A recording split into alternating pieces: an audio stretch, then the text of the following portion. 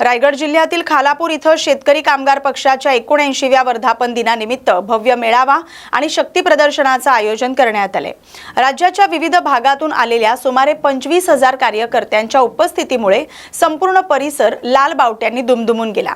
घोषणाबाजी, रॅली आणि मेळाव्याच्या माध्यमातून पक्षाच्या संघटनात्मक ताकदीचं प्रदर्शन करण्यात आले।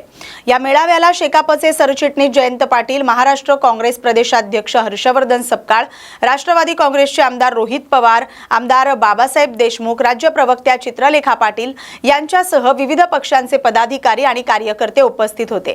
यावेळी विविध वक्त्यांनी शेतकरी, कामगार, विद्यार्थी तसंच राज्यातील विविध प्रश्नांवर आपली भूमिका मांडली।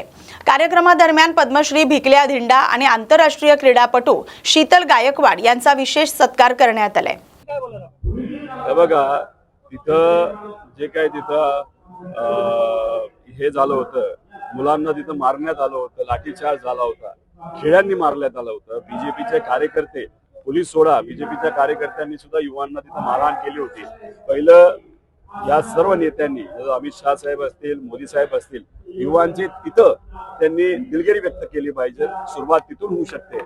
फक्त सोशल मीडियावर एखादी रील चालावी म्हणून त्यांनी तिथं एखादी भावना व्यक्त केली असेल, ते हे तुम्ही जर बघितलं असेल, युवांनी त्यांना परत एकदा सोशल मीडियावर तिथे ट्रोल केलं।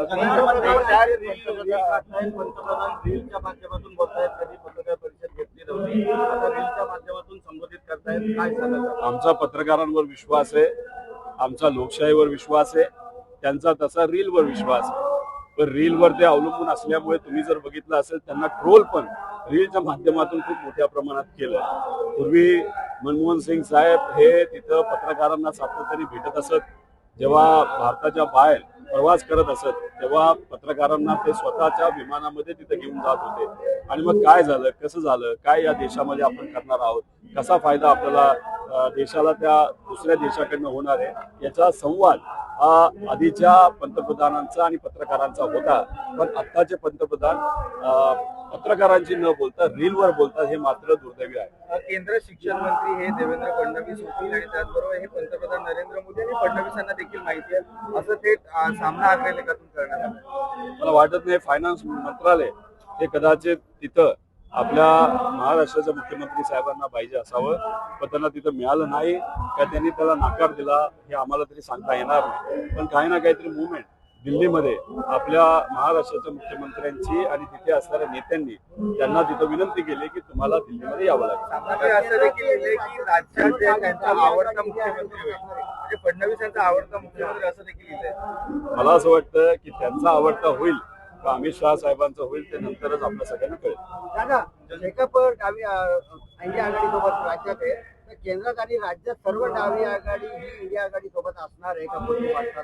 याच्या आधी राहिलेले आहेत, याच्या पुढेही राहतील असा विश्वास आहे। जंतर मंतर ज्या ठिकाणी आंदोलन पार पडलं हे देशविरोधी आंदोलन होतं, असं RSSचे वरिष्ठ नेते त्यांचं म्हणणं। आता मग तुम्ही घाबरला कशाला या युवांना?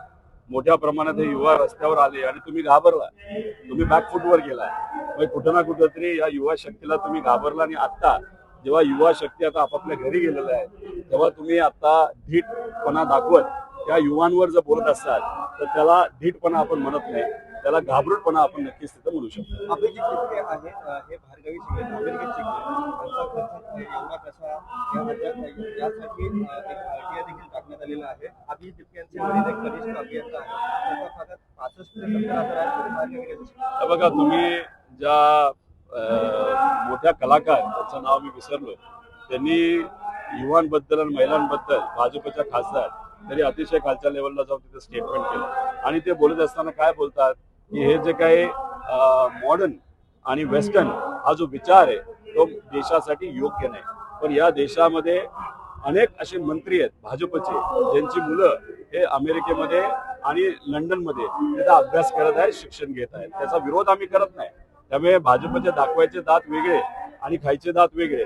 आता अभिजित हे बाहेर शिकला असेल तर काय अडचण आहे, त्याला स्कॉलरशिप मिळाली असेल तर कसंही मिळालं असेल, ते नंतर त्या ठिकाणी आपल्या सगळ्यांना कळेल। नवी मुंबईत पुन्हा महायुतीने एक क्रीडा पाहायला मिळतो, स्पष्ट योजना आहे, मात्र गणेश नाईक त्या योजनेचा सध्या नाराज आहे। त्यांच्यात वाद आहेत। भाजप आणि एकनाथ शिंदे साहेबांचा पक्ष विविध शहरांमध्ये मतदारसंघामध्ये आपापल्या विरोधात त्या ठिकाणी काम करताना बघितलेलं आहे. नवी मुंबईमध्ये तसंच काम हे भाजप विरुद्ध एकनाथ शिंदे साहेबांचा पक्ष हे तिथं सुरू आहे. याच्या आधी सुद्धा आपण बघितलेलं आहे. सर, एक स्थानिक प्रश्न आहे. आठवडाभरापूर्वी स्थानिक आमदार महेंद्र थोरवे यांनी महावितरण अधिकाऱ्यांना कानाखाली लावेल असं वक्तव्य केलेलं आहे. त्याबद्दल काय सांगू? हे चुकीचं वक्तव्य आहे. अधिकाऱ्यांबद्दल असं बोलणं हे योग्य नाही. तुम्ही सत्तेत आहात, सत्तेत असेल म्हणून आम्ही काम करतोय आणि आजपर्यंत ज्या पक्षाच्या नेत्यांनी ज्या पद्धतीने काम केलं, ज्या निष्ठेने काम केलं, आम्हाला खूप प्राऊड फील होतं. आणि आज विद्यार्थी आंदोलनात सुद्धा जी भूमिका आमच्या सगळ्या नेते मंडळींनी घेतली स्टुडंट्सच्या पाठीशी राहून, त्याच्याबद्दल खूप अभिमान आहे. आणि आज सगळीकडे लोक ग्रासलेली आहेत वाढत्या इलेक्ट्रिक बिलमुळे. म्हणजे जे ब्युटी पार्लर वालीचं बिल 3,000 यायचं ते आज 12,000 येतं. आणि सगळीकडे म्हणजे शेतकरी असो सगळ्यांचंच बिल येतंय. आणि हे होतंय फक्त स्मार्ट मीटरमुळे. तर स्मार्ट मीटरच्या त्या न्यायासाठी सुद्धा आम्ही लढणार आहे. वाढत्या बिलाच्या न्यायासाठी आम्ही स्मार्ट मीटर विरुद्ध लढणार आहे. तर ही सगळ्या भूमिका खूप योग्य आहेत, लोकांच्या दैनंदिन जीवनातल्या आहेत आणि या सगळ्या लढ्यात सहभागी होताना खूप आनंद होतो.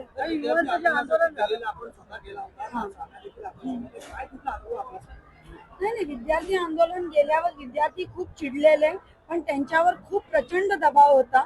मी तुम्हाला जुनं सांगत नाही, लेटेस्ट सांगते.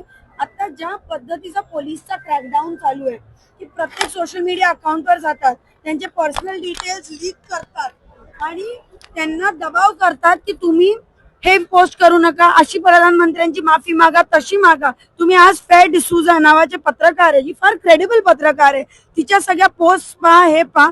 मला वाटतंय कंटिन्युअस लोकांचा आवाज दाबण्याचं जे काम आहे हे करतायत. म्हणजे आय वोंट बी सरप्राईज उद्या साम्या किंवा माझं अकाउंट हॅक झालं तर. टोटल हेच चालू आहे. म्हणजे साम्या, तू तुझा अनुभव सांग, तुला कसे कलम लावलेले? आम्ही ज्यावेळेस मुंबईमध्ये 20 तारखेला आंदोलन करायचं ठरवलं, त्यावेळेस पोलिसांनी जे ऑर्गनायझर्स होते सगळ्यांना घरापर्यंत जाऊन हाऊस अरेस्ट केलं. आम्हाला 12-12 तास पोलिसांनी ताब्यामध्ये ठेवलं. तर हे नक्कीच महाराष्ट्रामध्ये जे भाजपचं देवेंद्र फडणवीसांचं सरकार आहे त्यांना नको होतं की विद्यार्थ्यांनी रस्त्यावर येऊन आंदोलन करावं आणि पोलिसांचं दबाव तंत्र त्यांनी वापरला. आम्ही विद्यार्थी आहोत आणि आमच्यावरती कलम लावली, तुम्ही आम्हाला गुन्हेगार ठरवलं. मग आम्ही दहशतवादी आहोत का या देशातले, की त्यांच्यासारखं लाठीचार्ज दिल्लीत केला आणि मुंबईत पण तेच बघायला मिळालं? नाही, मला हे सांगायचंय की साम्यासारखी मुलगी, एक हिंदू मुलगी, 10वीत बोर्डात आलेली, 12वीत बोर्डात आलेली मुलगी, वडिलांनी अख्खं आयुष्य वेचलं धारावीच्या चळवळीसाठी, एक नॉर्मल बिल्डर कुटुंबातली मुलगी, तिच्यावर या पद्धतीचे तुम्ही क्रिमिनल ऑफेन्सेसचे कलम लावतात. अजून पण ते फुल्ली क्लिअर नाहीयेत. आता नोटिफिकेशन आलंय की ते सगळे काढणार आहेत. पण मला विचार हा येतो की जर एका एज्युकेटेड एवढ्या नॉन मुलीवरती असं करतात तर सर्वसामान्य अशा किती स्टोरीज आहेत. मी तुम्हाला सांगते, मी जेव्हा घरी माझ्या नाशिकला माहेरी बसलेले तेव्हा 2 मुलं नुसती रडत आली आम्हाला बघून. आणि तुमच्याच एका चॅनलनी नंतर त्यांची स्टोरी रन केली, ती रडत होती. आम्ही म्हटलं काय झालं, तर म्हणजे आमच्या 3ऱ्या भावाने नीट पेपरमध्ये सुसाईड केलं. आणि मी इतकी हतबल होते, मी सुद्धा त्यांच्यासोबत रडायला लागले. म्हणजे काय उत्तर द्यायचं? असे लाखो करोडो मुलं आहेत की आज जे सफर करतायत. आमचा प्रामाणिक प्रयत्न आहे पक्ष म्हणून त्यांच्या पाठीशी उभं राहणं, त्यांचा आवाज बनून राहणं, वेळ पडल्यास आक्रमक होऊन त्यांच्यासाठी लढणं, हा आमचा प्रामाणिक प्रयत्न आहे.